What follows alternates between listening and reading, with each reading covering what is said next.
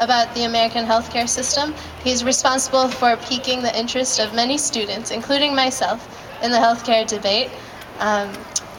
Dr. Powers is a local physician with an interest in public health and public policy. In over 25 years of practice, he has seen many examples of the excellence that our healthcare system can provide and the misery that can result from being excluded from the opportunity to have access to this care. He is here tonight to provide some background and perspective in support of a public option. Dr. Robert Powers.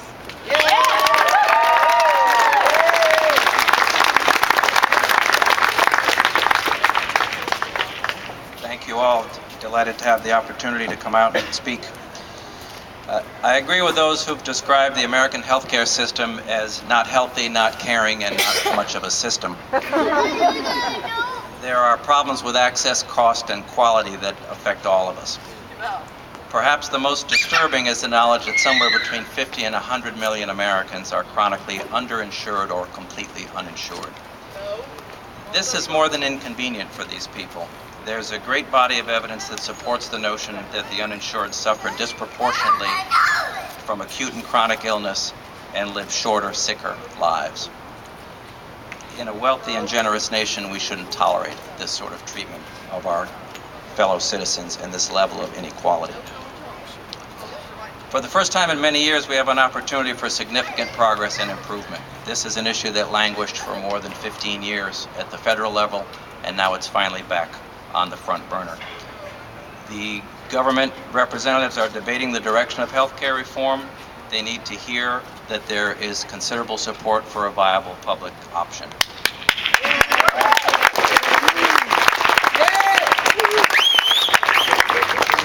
The polls are clear. The Washington Post had this yesterday.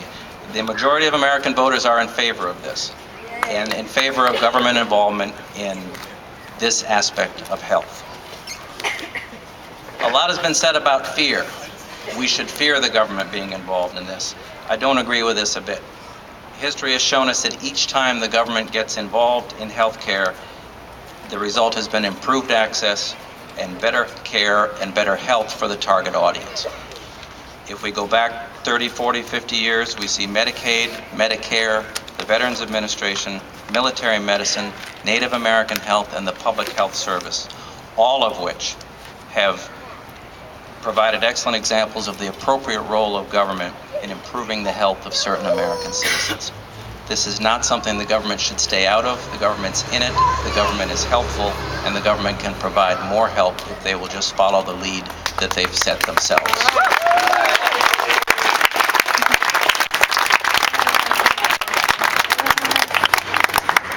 On the other hand, we have very few examples where the corporate insurance industry has ever acted to broaden the scope, equity, or affordability of health care.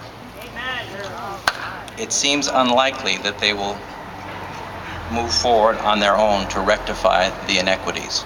They've had plenty of opportunity and haven't done anything except make the situation arguably considerably worse. Without the presence of an alternative public option, I can't see that there's going to be anything to keep them from continuing on the same path they've been on to this date.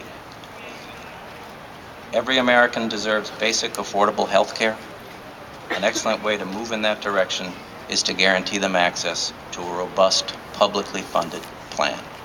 Thank you very much.